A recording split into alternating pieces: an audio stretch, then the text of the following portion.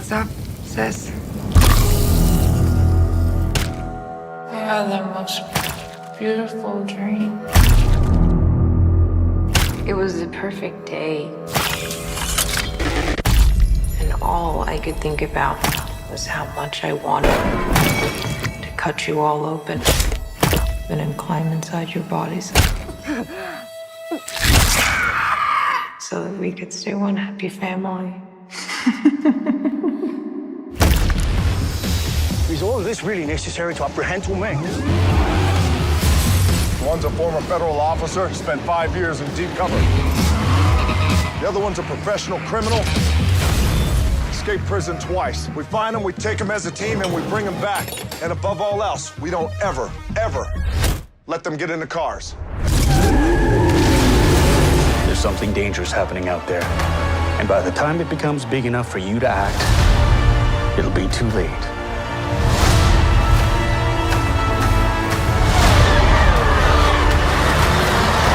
Hang on, kid.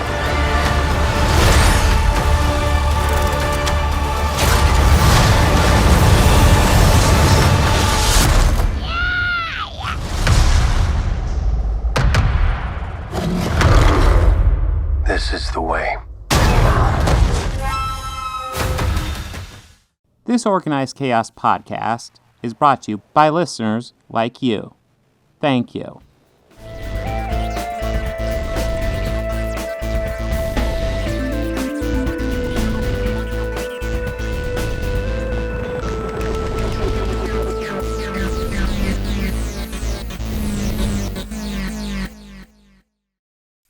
Hello, and welcome to another Organized Chaos podcast. The very best podcast in the history of all human existence. I'm sure the most punctual as well. Yeah, very punctual. Like we're not posting this a day late, and that's what I love about us. We're never a day late. Never a day late for silly reasons. Consistency is the game. Yes, but no, we you know what? You might have waited a day, but show's going to be worth it, because we're going to be covering some great stuff, like the new Evil Dead movie, which is a movie that came out recently, which we'll get into our views in soon. And then after that, we'll be talking about Fast 5, what many call the best of the Fast and Furious movies, probably including myself. Okay. We'll get into it. And then...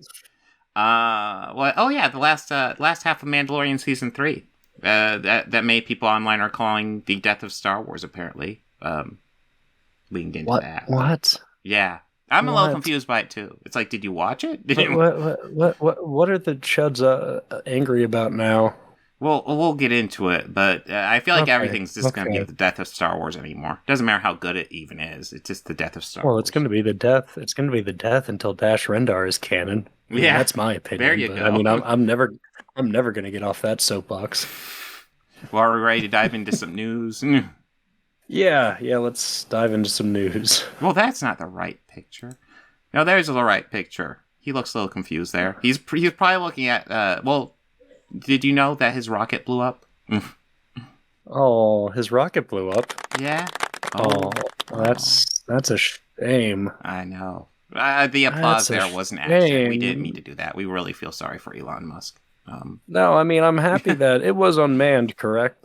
Yes. Like there was no human. Yeah. Okay, well that's at least a good thing. And I know that their goal was to at least see if it could get off the ground. So in that regard, it's a success. I more think about all of, that fuels a rocket being introduced to the atmosphere as such. That's more my thoughts on the matter. Mm-hmm. And really, I've kind of felt he is just a pretentious twit for... What? Yeah. I mean, he's a genius. What are you talking about? No, he's an entrepreneur, and he just knows how to invest in things and then come out under his name. So it's like, he founded this and blah blah. No, he invested in it and is just claiming ownership to it. He's kind of like that guy that you did the school projects with in like middle school. Yeah. How he doesn't do anything, but he just kind of takes all the credit for it. He's on your team, and maybe he's even the presenter, but like as far as the actual workload, he did nothing. Like he showed up, and Yeah. that's not saying much, like at all. But Well, I mean, Bobby, you're not giving enough credit. He invented the electric car. He invented No, he didn't. Twitter. No, he didn't. Oh. First of all, the person who Oh. invented the electric car, his name is H.G. Wells. First of all, You're just being picky now. If you're gonna use facts to override my argument, then I just don't know what to say. I don't know. Maybe I've just seen one too many Bond villains just to know not to trust a guy like God, him. he is such a Bond villain anymore too.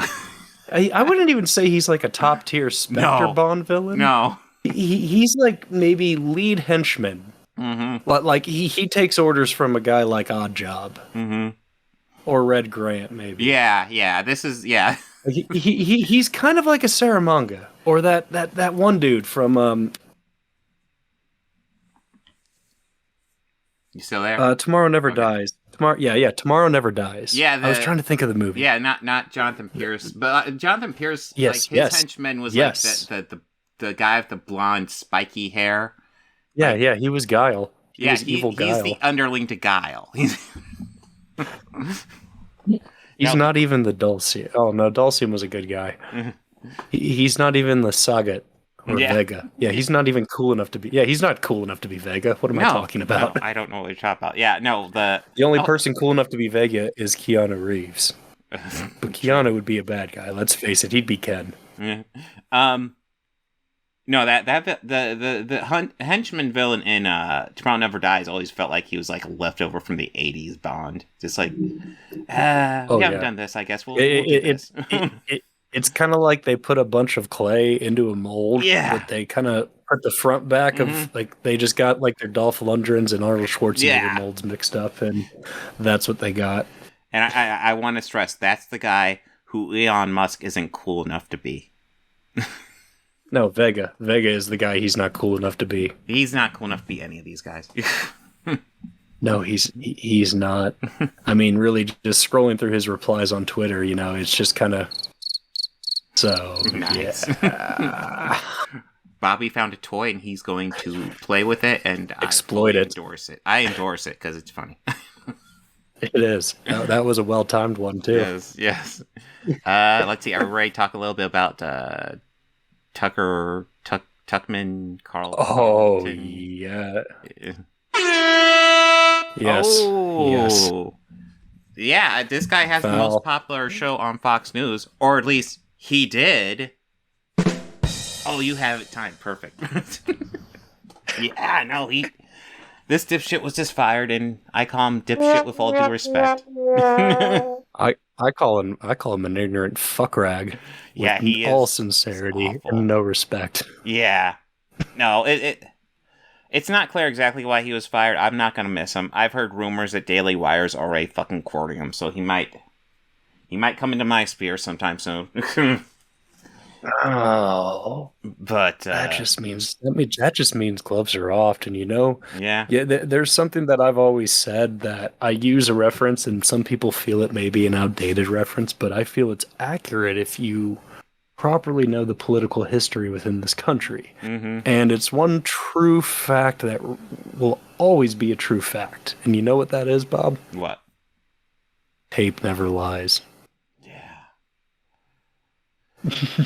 I just cannot wait to come back and dig through some archives and just, you mean like when you said this? Yeah. Oh. No.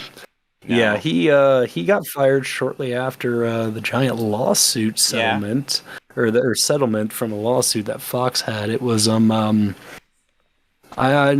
may be misquoting it, but I believe it was in the ballpark of $787 million. It sounds right. I know it was a pretty big number. Probably something. I want to say there's a 500. I want to say there's also a 500 attached onto that too, but I'm pretty sure it was within that ballpark. And I'm not saying that was his anywhere near what I'm sure they were paying him in blood money and rubles or whatever, but yeah, I just think that we should start a hashtag campaign, and it's bring back the bow tie. Mm-hmm. Oh God! Well, Jon Stewart did own him, Yeah, he did. properly. He did, Properly. and I would love to see another round. Yeah, true. I would love to see it too. Because I saw something recently with Tucker where he's just going, "What happened to him? Where has he been in the past 7 years? Me fighting for fucking Americans." Yeah. No, well, I mean, with that new Apple Plus series, he's been popping up more, and thank God. Even No, he without took having he Apple took Plus, seeing more Johnson. well, yeah, he took a break from media and all things media, mostly to start his farm, and also fight for health rights for first responders in 9/11, which I got nothing against that. Mm-hmm. No, that's I mean, the aftermath of it, I have my opinions of, but that's not what we're discussing right now. Like, I think it's obscene that those men and women are not getting, and some never got the care that they deserve. I mean, I feel healthcare is a huge issue in this country. Yeah. It's one of the most disgusting scams that is still continuing to this day. It is like a real grift. Like it's. Yeah, no. Well, I'm very heated about that one. No, yeah. I firmly believe healthcare should just be a human right, and just like you go to the hospital, you get fixed up. That's it. It shouldn't be a question of bills or can I afford this or can I afford that or anything like that. No, like it shouldn't be worried. None of that stuff should matter. You just get it. Should, yeah, none of it. I mean, I kind of also feel that the pricing and insurance game with it. I'm sorry, but I'm not a doctor. And if we have a doctor in our audience or this gets to the ears or eyes of a doctor, maybe you can answer this question for me. But to me, it kind of feels like it goes against what I understand of the Hippocratic Oath, which is, like do no harm and heal, which is my understanding of it. Again, I've never had a single education class or any sort of medical training. I mean, I've had CPR training, but that's about as far as my medical knowledge and expertise ends. I haven't even gone that far, but camp counselor. Yeah, no, I mean, and a lifeguard. I had to know it for both. Tucker Carlson has been. He's been speaking a bit more seriously on this. Like he's been a voice pushing America towards some terrible ideas for a while. He's one of those guys. He's been pushing he's also been pushing that January 6th conspiracy. He's, he tap dances around the racism and bigotry like all these guys do, where it's like, it's obvious what he's saying, but of course he tap dances it and, it gives people wiggle room. And it's disgusting. It's disgusting rhetoric. It is. I think we're going to hear more He does from him, nothing but we're going to have a little bit of silence. Oh, yeah. But I mean, he's also going to be completely unhinged, too. Like, Also, to give a fair access to this, also Don Lemon was let go from CNN, too. Yeah. And he's been there for 17 years. Yeah.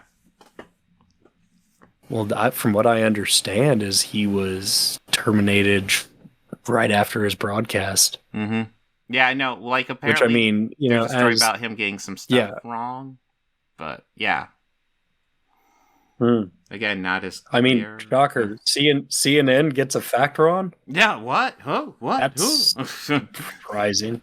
I've never. I mean, I'm not surprised because you know who started TNN, right? Or CNN, right? Well, it was Ted Turner, wasn't it?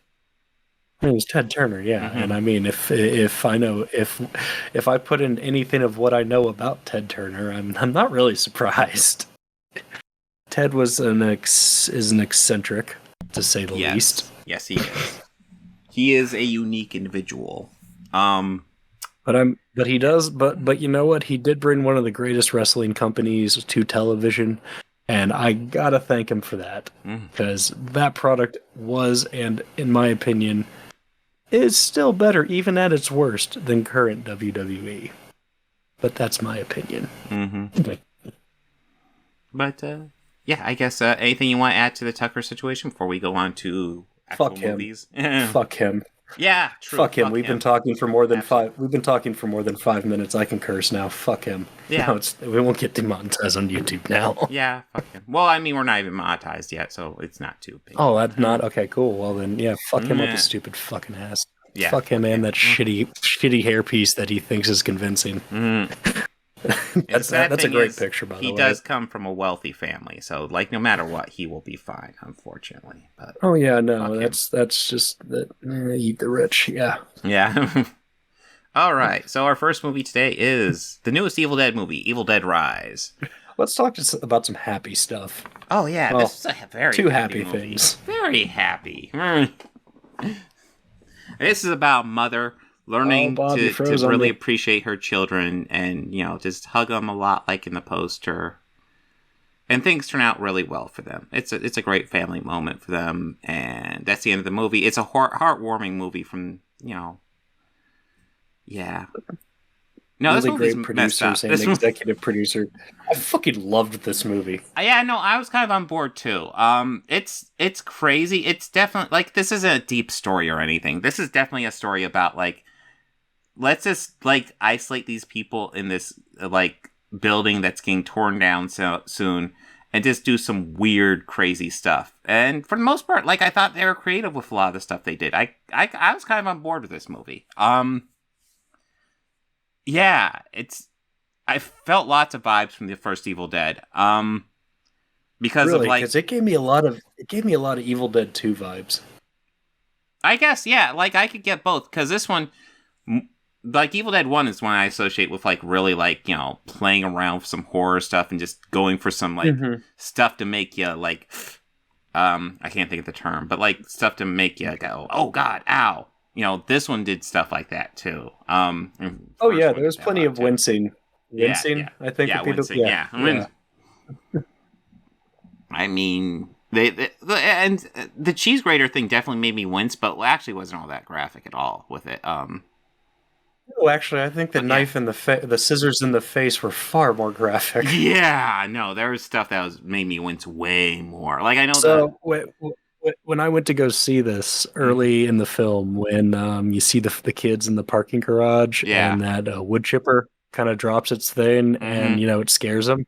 I went with a friend of mine. I leaned over to him and I go, $20 that comes into play later. Yeah. Well, they're not gonna avoid that. No. You introduce the fact that there's a wood chipper on the playing field. I expect it to be used, and I was not disappointed at all. The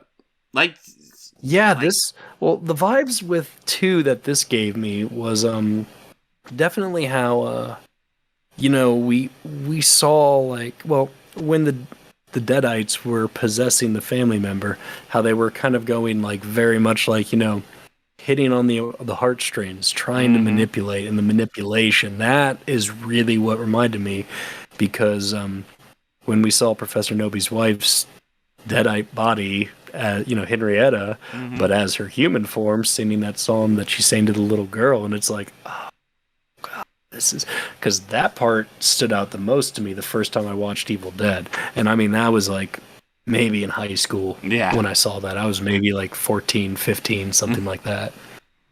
But like, yeah, that part like jarred me the most. None of the gore or anything, just that one part was like, okay, that's terrifying. And also, like the demons talking, like saying "Dead by Dawn," which I was so happy that they said. No, that you get Dead by Dawn moment. Happy. You also get the swallow your soul moment. It's like, oh, they said the line. They said the line. No, actually, in the theater, I did the Leo meme to my buddy. Hey, they said it. They said the thing. Yeah, no. This is definitely a movie I was just gonna sorry, go ahead. It's a movie that respects where it comes from. Absolutely. You could tell that. Like, there's... Like, I wouldn't call this a comedy at all, but there's definitely those comedy elements where it's like, huh. Like, I think the most obvious one is, like, the opening shot, where it's like, it looks like the Deadites with the camera zoom, and you're just following through this lake, and you're just like, oh, yeah, they're setting up the Deadites. And it's a drone. It's such a, tease. It's absolutely just a drone. Yeah, that actually, I really appreciated that. Yeah. And, I recognized it as a drone shot immediately. Well, yeah, of course, but it's a drone shot. It made me, it made me more think like, hey, I got a drone. Hey, there's a trail and a little body of water right by my place. I could recreate this shot. Yeah. Easily. And then, like, the buzzing almost of the propellers, it was almost masked by just that which that is the sound from 2. Like, yeah, absolutely. Yeah, that is the exact same sound. Mm-hmm. I was just more like, oh, like I remember I was sitting with my buddy and I'm like hitting him on the arm, kind of like, dude, they're using the sound. They're using the sound. Oh my god. Yeah, it was. Yeah, I really loved this movie, and I've been looking forward to it and trying not to overhype myself for it. But I was very satisfied with this, and I was even more satisfied that it is just like one of my favorite horror movies. A wham bam, thank you, done in a little over an hour and a half. Yeah, no, there wasn't much to it. Yeah, and like I didn't think, and I was kind of worried that they would try and expand on it more and try and add to lore that I really don't feel needs to be added to. I mean, like it's not like it's a Scream or an I Know What You Did Last Summer horror movie to where somebody else takes up the moniker of the killer, or, Ghostface, or Hook Hand. I forget what they called him in those movies. I don't know. You know that there is a third one with the original canon? I Know What You Did Last Summer? Yeah. Doesn't surprise me. I mean, there's how many Jeepers Creepers movies at this point? I kind of stopped paying attention about those when I found out the director was kind of a piece of shit. So yeah, I've never paid close attention. It's just like every couple of years there's a new one. It's like, oh, sure. Whoa, what? No, are you not aware of his shitty behavior? No, I'm not really. Oh, look into it. I don't want to get into it now because it's. I don't want to really say the fucker's name, but yeah, he a bad man. And fuck him. Oh. So I'm dead to the franchise. To me, it's dead. It's dead in the water to me. Well, and it's a shame because 1 and 2 are great entries to horror, but yeah. Well, fortunately, Evil Dead 2 is not dead to us because Evil Dead. No. And I could absolutely tell that. Sam, I was happy to see, the executive producer names. Rob Tappert, Bruce Campbell, and Sam Raimi. Yeah. I also love that Rob had his own. Definitely. I think me and my buddy, we laughed out loud at that. Like, we just thought that was the funniest thing, that Rob had his own and Sam and Bruce shared one. Yeah. Well, I think Rob just had a producer credit, which means he probably worked on this pretty extensively. Whereas, Bruce and Sam and Bruce just gave the go ahead. Yeah, but Rob had his hands on this. I could tell, and there's a lot of shots that really reminded me of the original in like sense of tone, feel, and lighting. And I really loved the fact that it was all almost completely isolated to one apartment. Yeah. Yeah, I mean, we step outside the apartment a bit, and there's some parking garage stuff, but it's mostly in that one apartment. It's very claustrophobic in that way. I really liked it, but they utilized the space that they had and gave it still enough room to make it, like, still seem a little breathable, at least to me. Yeah.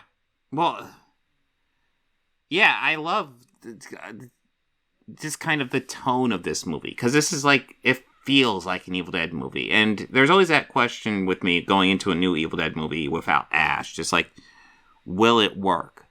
And kind of their track record's decent, because I remember thinking the remake from like 10 years ago was decent, and then this is solid entry. Yeah, that was decent, but like, I mean, I told my friend that like I went to go see this with before we did anything, before we got there. Like, we were pulling up to get near to where we're on the freeway, and before we exited it, I was like, hey, just to let you know, like, I tell myself this before I go into any movie, even one I've been looking forward to, but especially for the show, just be prepared that it might suck. Yeah. Just kind of prepare.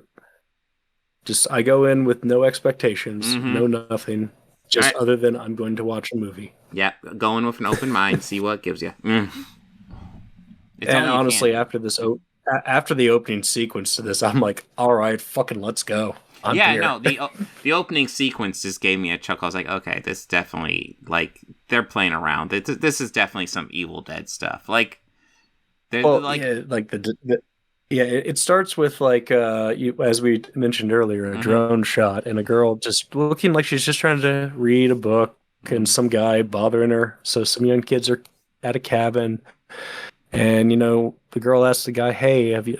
It's like, "How is so and so?" It's like, "I don't know. You tell me." She's still lying down.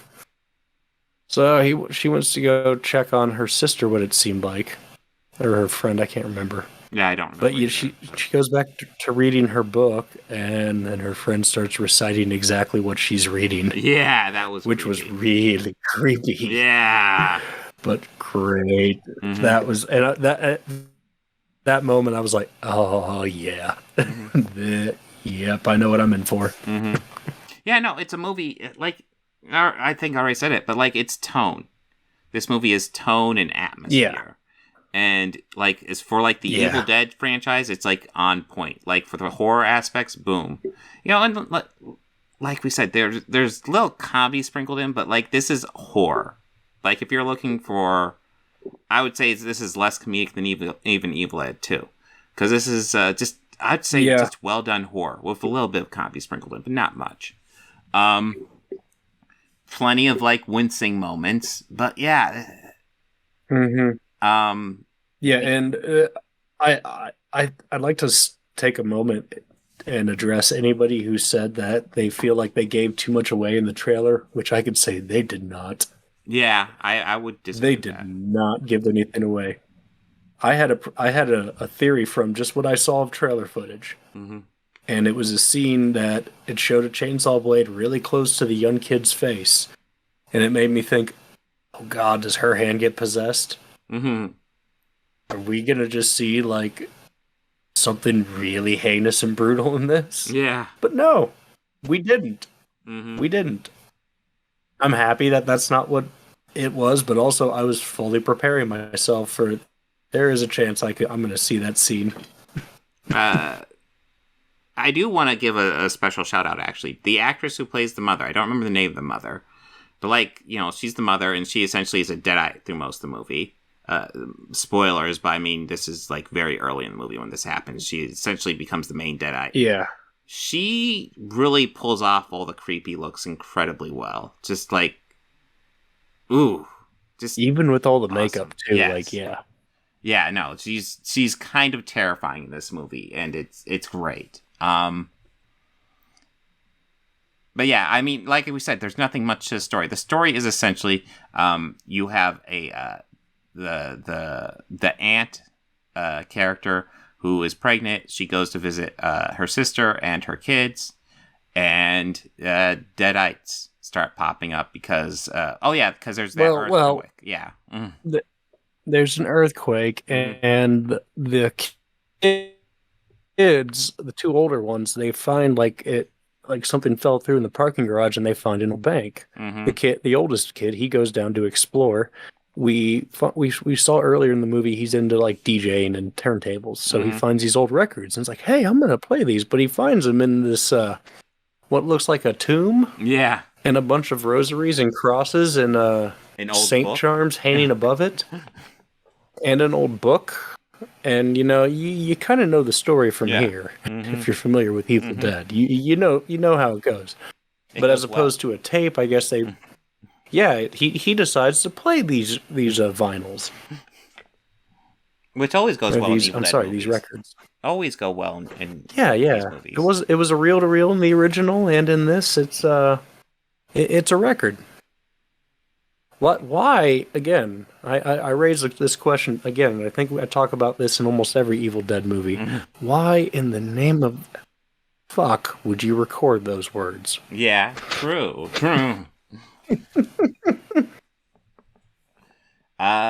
Prosperity? You really want people to remember that you did this? It does beg the question, especially when you get some recordings where it's like, I mean, you could write it down, and I still survived. It's like, I don't know, maybe destroy you have that recording. I don't know, this? maybe yeah. Maybe realizing that the words that I already said on tape, hey, maybe I should destroy this. Yeah.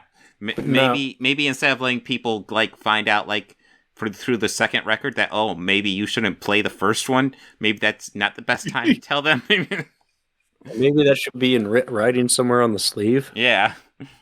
Well, yeah, no, maybe it's just right because a record that says don't play this, dude, I gotta play it now. Fuck you. Yeah, I agree. It's the Abby Hoffman theory, Yeah. Like he released a book called "Steal This Book." Yeah. What do you think happened? Ooh. But yeah, this is just from tone. There's some gross out scares. If you can't handle some gross out stuff, this probably isn't a movie for you. But like, Yeah, it's got a lot of them. yeah. I will be right back. But yeah, no, just overall, this was a good movie. I enjoyed it.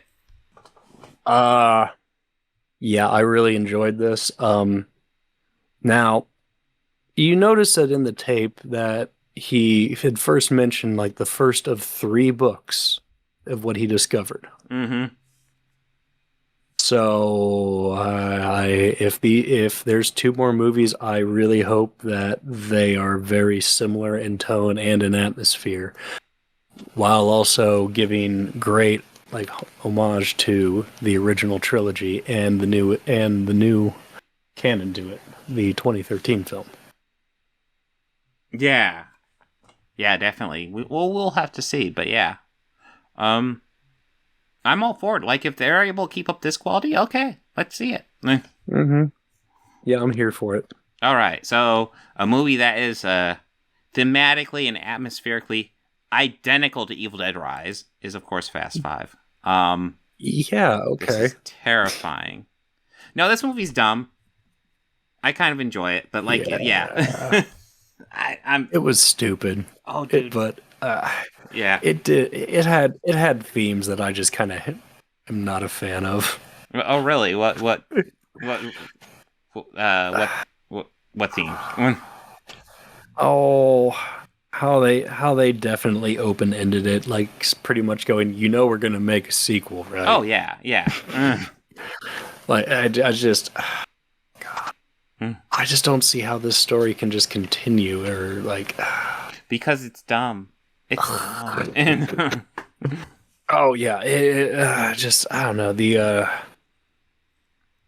I don't know, with the tropes. I just don't see how this story can like continue on. Like, I mean, the plot convenience is a little obnoxious to me. Oh, I don't know. I think it's fun. Like, I'm not gonna lie. Like, I have trouble watching that entire sequence of them dragging that vault all over the place and not just smiling at just how ridiculous this is becoming. Oh yeah, it was absolutely ridiculous. Just the idea that these car guys from this like lame Point Break remake are like these like super action stars now. It's weird. But yeah, no, I enjoy this movie because I feel like this movie is kind of embracing just how silly this franchise become. And I dig that they just bring everybody back. Like, this becomes a heist movie. Oh, you froze again. Like I said, this becomes a heist movie. And then, it's like, let's bring the gang back together. And, they bring back, Roman and Tej from the second one. Han comes back. Giselle Gal Gadot comes back from the fourth one. And, they just do a heist with Agent Hobbs, a.k.a. The Rock, after them. And that's the entire premise to this movie. And it's silly, the idea of these car guys just, like, doing these insane stunts while they go up against this, like, essentially dictator in wherever. Are you there, Bobby? But yeah, I guess that's my rant. But yeah, the idea of these guys are going after this powerful dictator in Brazil, and it's just like they're fucking car guys. I don't know, it's dumb. Yeah, I enjoy it. It was silly. It was silly, but for what it was worth, I did enjoy it. Mm-hmm. Yeah, no. Like I said, this is probably the most fun I have with these movies. As I recall, the next one's kind of fun too. But yeah, there's no deep thought, and it's so weird. This is a franchise, like especially when we went through those earlier movies. I'm like, this is a franchise. I know this is a franchise. I've seen the later movies, but like watching the earlier ones, it's like, how did this ever become a fucking franchise? Yeah, that's I guess that's the thing I have trouble grasping is how is this a franchise? Like like I said, the plot convenience of it, it kind of gets irritating to me. Oh, well, like it's just they just happen to see each other here. They're both here for two different reasons. Like it's just oh god. I just love the idea, and it keeps on happening. Guys, we have to save the world. The world is in danger. We have to save it, and the only people who can save it are a couple of street racers. It's like, oh, okay. Yeah, it's it's silly. It is. It is. I don't know. I appreciate the dumbness of this whole thing. But yeah, is there anything you want to add, or shall we move on? No. All right. Well, what's that? Oh yeah, Mandalorian season 3. I guess to sum up my thoughts, I thought this season was kind of inconsistent as far as overall quality, but it's got some good ones. Mainly at the end, I thought the last 2 episodes were fantastic. Yeah, I dare say, is this a happy ending for Star Wars? I don't know. Is this a Star Wars happy ending? I that really felt like one. Like, yeah, I didn't know how to take it. They could definitely go on, but like it is weird because this ending, it's like they could definitely continue from this ending, or like if Mandalorian's canceled, this would actually be a solid ending for the entire series. Yeah, I'm like, certain they're doing more, but yeah, it's. I mean, like, yeah, like that batch of Moff Gideon clones were killed. Yeah. Like Bo-Katan, like they secured Mandalore. Mm-hmm. They got the planet back. Mm-hmm. Yeah. I mean, almost all is right. Yeah. The Empire knows that there was some Moff Gideon clones, but they are no longer there. Yeah. Or not the Empire, but the Rebellion or the New Republic. Mm-hmm. And they're okay with it. Okay. They all right. We'll let you guys do your thing. Mm-hmm. And like I said, I did think it was a bit inconsistent. One thing that does drive me nuts is that, like, I know a lot of the hate videos like to do thumbnails with the Jack Black and Lizzo characters, and it kind of drives me nuts because I actually do have complaints about that episode, but it has nothing to do with their characters. Because the fact that those characters are kind of rich and out of place is the entire fucking point of that story. Yeah. It's like, oh, they look out of place in Star Wars. No shit. That was the point. That was.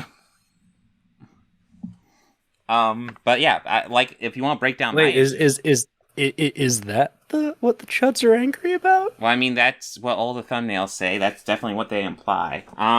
What? It's but the thing is, well, like if I were to break down, my issues are I didn't like the idea that like essentially we have this rich society. And, you know, essentially they have the droids and the Ugnaughts as their slaves doing everything for them. And the story ended up being resolved because, like, actually the slaves were happy, but, like, Christopher Lloyd was a loyalist to Count Dooku and kind of trying to bring that back. I didn't like that. You know, everyone was geeking out over those 2 cameos. I geeked out over Christopher Lloyd. Yeah. I was like, how are you talking about this one? Because like Christopher Lloyd's in this episode. Fucking Christopher Lloyd is in this episode. Yeah. My he's like he's appearing on screen. Like, yeah. Do you not realize how rare of a thing this is now? Yeah. Yeah, we probably don't have a whole lot of Christopher Lloyd performances left, and that I don't want to think about that. That's too depressing. But he's a legend. That is. You know? How dare you speak that evil? How dare you? I know. I'm evil. But yeah, like I said, I have issues with that episode's themes, but like the Jack Black and Lizzo stuff, that's the point. They were hardly fucking in it. Yes, they were. They were barely in it, and that was the point. They look out of place because that was the point. They're trying to establish they're out. Oh, fuck. These people miss themes. I know. I get. Yeah. No. I get it. What? Mm-hmm. But yeah, I'm trying to understand it. This like if I were to rack this up against other Mandalorian seasons, I don't know where I'd rank it because like I said, I think it's inconsistent. I think there's a couple episodes where I'm kind of like, eh. But there's a couple episodes where I'm like, this is the best of the series. Mainly the last two. Because that's the thing. Like, you want to talk about doing a good job of an ending? That's what this season does. This season ends that landing. And it's like, or lands that ending. Yeah, no, those last two were just so great. Mm-hmm. Yeah. Possibly the best episodes of the series. Excuse me. I just loved them. Yeah. Just, I mean, I'm cool with this series as of right now. Like, all the anger about it, I do not get. And I think it's mainly because we have people pushing an angle anymore, and it's getting obvious. Chuds will be chuds, you know? Mm-hmm. Didn't you know Star Wars is dead? Which is why they keep on making stuff, because they're dead. No, I legit really liked how this season ended. My biggest complaints, I brought up that one episode, and I have minor complaints about the themes.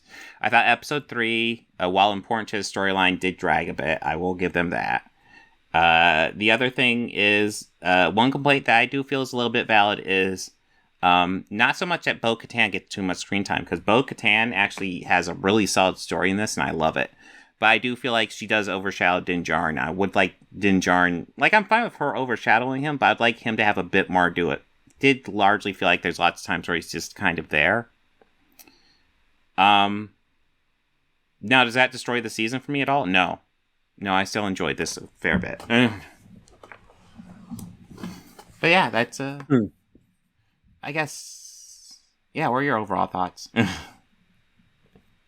I did feel that she got a lot of screen time, but I really more feel it was important because this season I kind of felt like this was definitely continuing of her redemption. Yes. Well, that's the thing. My issue isn't her screen time. My issue is I want Din Djarin to do more. Oh. Yeah, no, I agree with that. I kind of wish he did more, but in the first season, I really felt like it was him trying to get his own for his past. And so I feel that redemption is definitely a common theme in this series. But yeah, I mean, I enjoyed her arc. I just, again, I kind of wish he did just a bit more. But they, and they definitely gave Grogu a lot more to do in this one, too. Grogu was kind of a badass. He definitely had his moments in this where it's like, okay, that's cool. Him and that IG unit was too fucking great. Oh, yeah. I loved that. Yes, it was. I think it might was it just one episode or was it 2 where he was in it? But that was great just seeing him. I think it was 2. It was yes 2. And no. It was in 2. Yeah. Yeah. I wish that he could have had it a little bit longer. Yeah. Long enough to learn how to put an arm up and still use the Force. Yeah. But that's just me being hopeful. Yeah, the IG unit stuff was fun. Yeah, a little bit. I mean, he had Taika Waititi's voice for a bit there. Yeah, that was hilarious. Yeah, yeah. Like I said, I don't have I have my complaints about this season, but this is overall, this is a good season of The Mandalorian, and I do want to see if they do nothing else with this series, then good job. You did it, the ending, and it worked. If they do more, I'm interested to see what they do. Kind of ended it in the perfect place, I'd say. Because they do set up. I'm happy Favreau's back at the helm. Yeah, they do set up he can do adventures with the New Republic, helping them catch bounties. Yeah, my final thoughts on it were just I enjoyed the redemption end with Bo-Katan. Really liked how they ended things with that sliver of the Empire. And the Mandalorians got their homeworld back. I feel it's an all in all positive ending. And Mando, if he wanted to, could easily just live and raise Grogu as his own son, which he is now. I thought that was a very nice touch. Definitely. And yeah, you brought up the Empire, and it does bring up the opportunity that they did name drop Thrawn, and it does look like he's going to be in the Ahsoka series, which I'm excited to see. Yeah, I am too. But yeah, overall, I thought this was a good season. The hate for it is not deserved remotely, in my opinion. Pretty awesome. I guess like you could make a similar argument about this season as you could to Boba Fett, where it's like the ending was really good despite like issues earlier. That being said, this is way better than Boba Fett, in my opinion, even though they both have good endings. But yeah, overall, this was a solid season of Mandalorian. That's not what I wanted. Yeah, absolutely. Solid season all in all. Oh my god, I'm blowing all over the place. All right, so let's see. What do we have ready to go next week? I have to pull it up.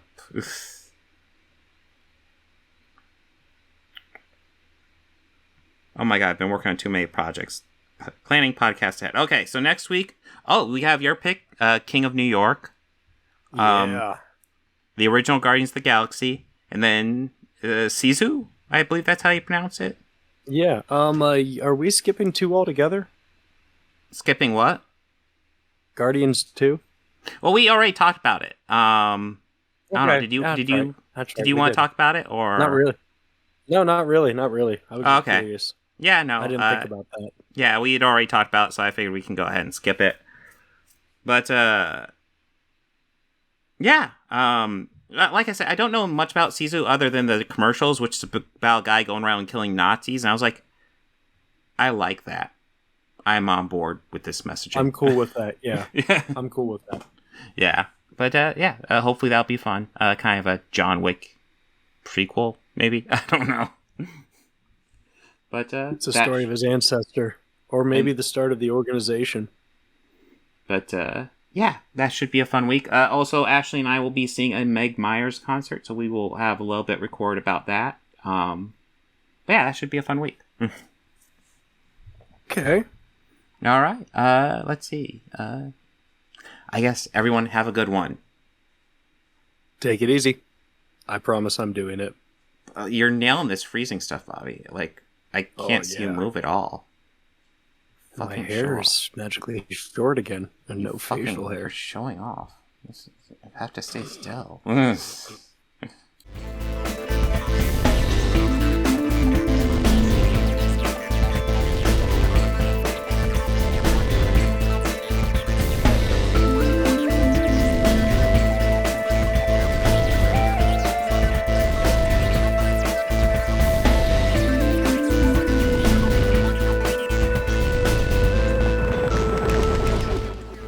Books, records, films, these things matter.